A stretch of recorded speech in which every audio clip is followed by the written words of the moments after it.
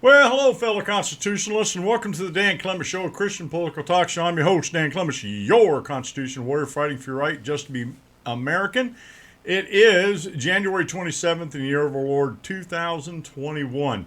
Today, we're going to talk about what's been in the news. Of course, I try to keep things as, unless I'm trying to teach a point or something like that, about the impeachment of former president, I emphasize that, former President Donald Trump. And I titled the show today, If the Constitution Doesn't Say It, the Government Can't Do It. Now, there's been all sorts of theories by non-constitutional folks, non-constitutional lawyers, which to me, that's kind of a flimsy term because I have a friend that went through constitutional classes in college, and they didn't talk about the Constitution. They talked about precedents that the Constitution actually set.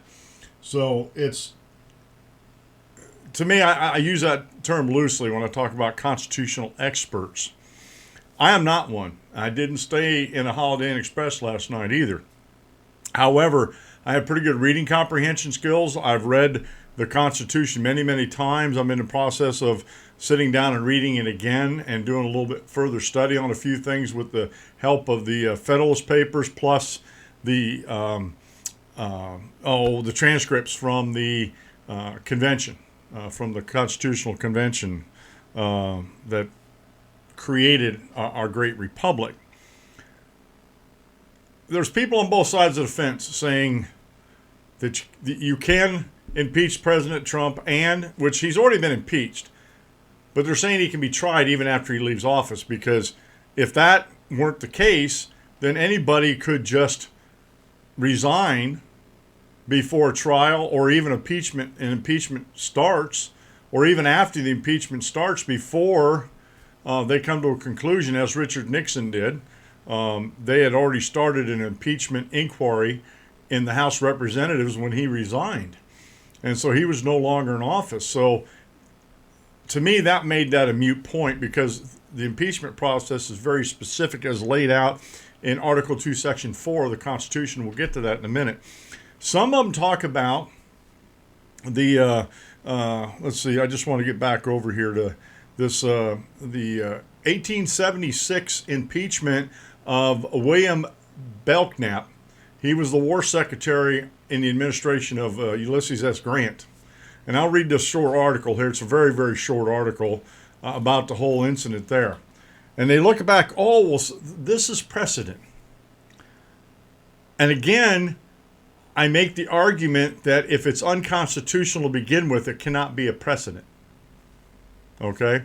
But let me first read what Article 2, talking about the executive branch, Section 4 of the Constitution says.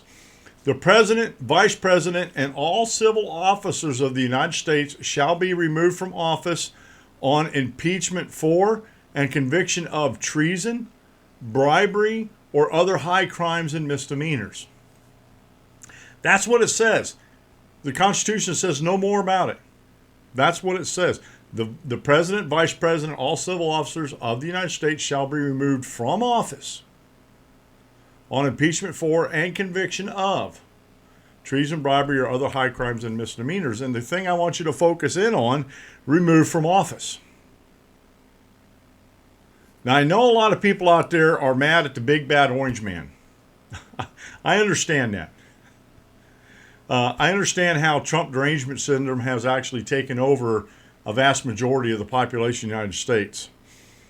And I'm not here to actually deal with that, but I understand where they're coming from, because I know them. I don't agree with it. I don't agree where they're coming from, but I know them. The Constitution is very clear.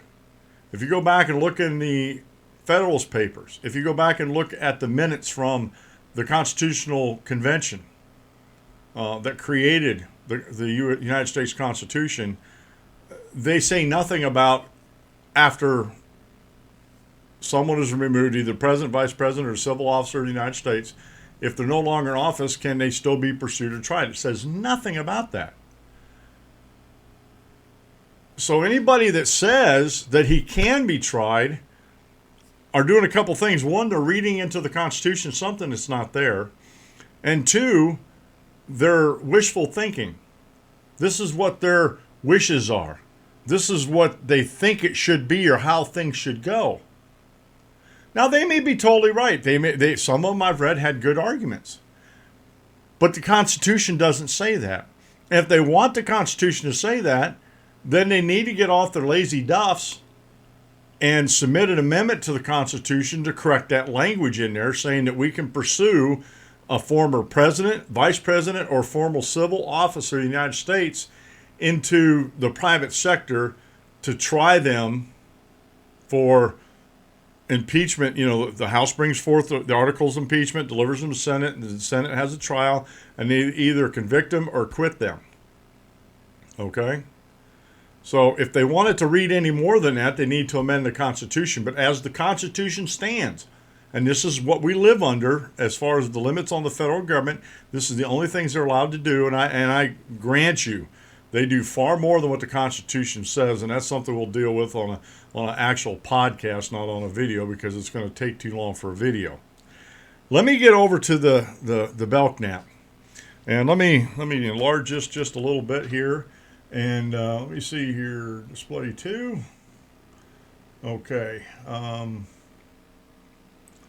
let's see here. I got to back that down just a little bit. I'm just trying to get things ready here, folks. I thought I had it ready before, but I don't. Okay, here we go. Let me get over here. All right. This is the U.S. Senate's history minutes, as far as I can tell, okay?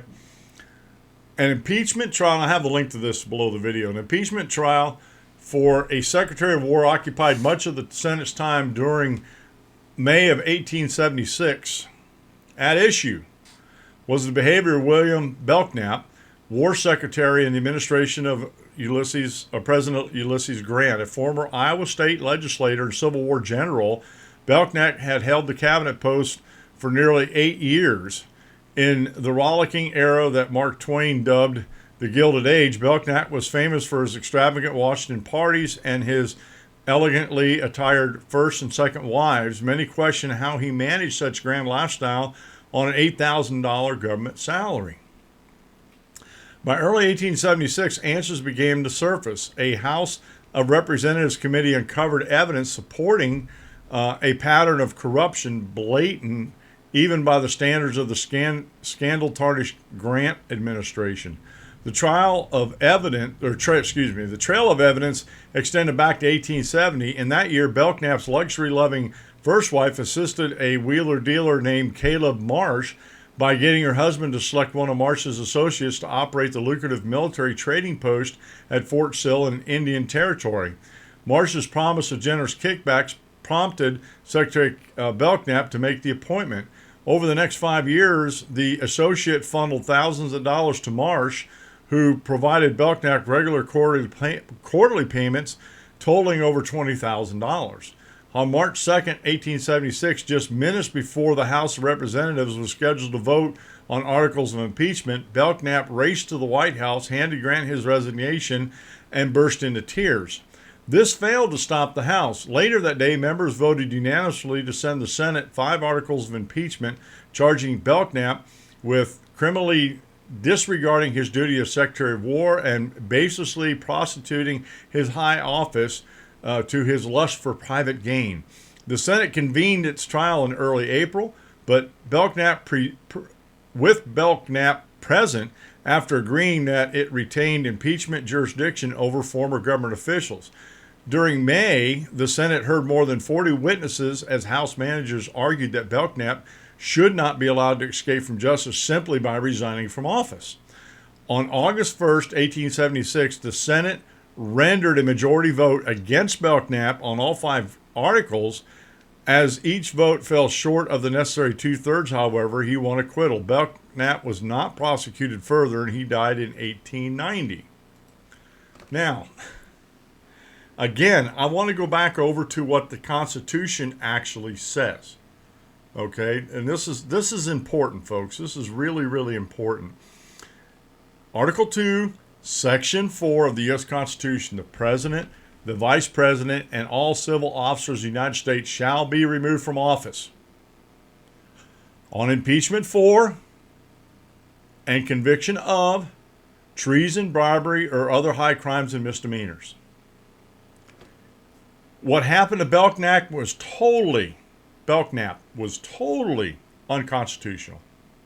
Unconstitutional in the extreme, because it doesn't say here in Article 4 or Section 4 of Article 2 under the executive branch that they can be pursued into private life. So if it's unconstitutional back then, that means the precedent is unconstitutional. You can't carry that forward to today. Now, there's many constitutional scholars out there that will tell you that that just isn't the case.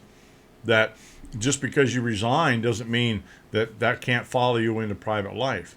But what is the purpose of an impeachment? And this is the one thing that they fail to see, folks. This is the one thing that I don't know why, other than they just have an agenda that they will just are out to get Trump.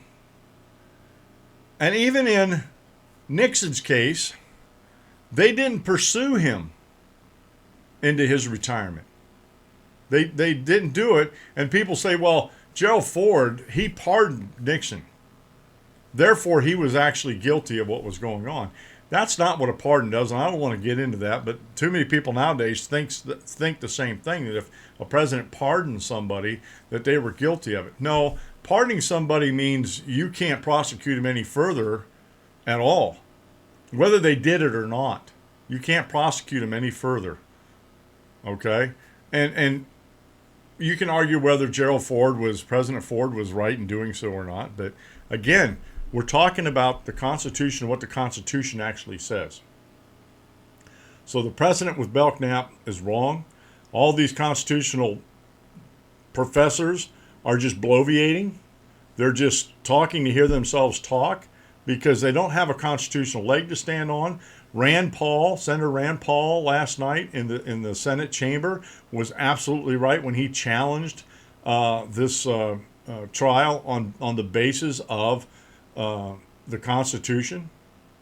And again, the Constitution doesn't say you can follow the president or vice president or any other civil officers after they leave office, because the purpose of an impeachment and an impeachment trial is to remove them from office, period. It's not to get your wish list of vendettas or revenge against somebody. That's not the purpose of it. At least it's not written in there like that. And again, I don't want to sound like a broken record. If you want it to say something different, get off your lazy duffs and amend the Constitution to make it say that. Don't be unconstitutional in adding to the Constitution and speaking from authority. They're committing basically what these quote-unquote constitutionalists that are adding to the Constitution here, saying, "Oh yeah, he can be tried. President Trump can be tried. We have to be able to do this, to exact our revenge." They're committing the fallacy of authority. They're committing this logical fallacy from authority, because they have no authority in this. They have no ruling authority from the Constitution in this. So I know there's probably going to be a lot of people out there disagree with me. That's okay. Put your comments down below. I try to answer every comment that I get. I don't get a lot of them, so I'm able to answer every one of them. And if it gets to the point that I can't answer them all, then I'll do more videos to actually answer some of the more important comments on there. As far as, I won't hide the negatives, but some of the negatives are kind of mundane and juvenile, so I try to leave those type of things out. So this has been the Dan Clements Show. I'm your host, Dan Clements, your constitutional warrior. Remember, if you aim at nothing, you hit it every time. Have a great rest of the day, folks, and we'll see you in the next video.